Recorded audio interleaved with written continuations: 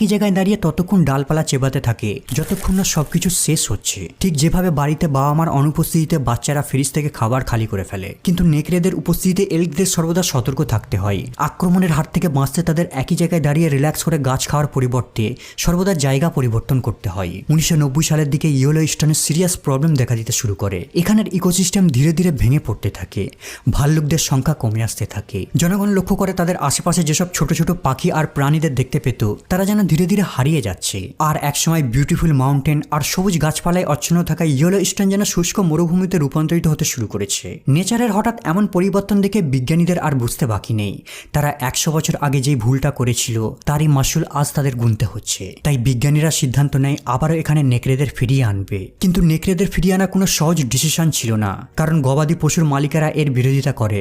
তাদের মতে আবারও আগের মতো তাদের প্রাণীর উপর আক্রমণ করতে পারে। শিকারীরাও খুশি ছিল না, কারণ তারা ভেবেছিল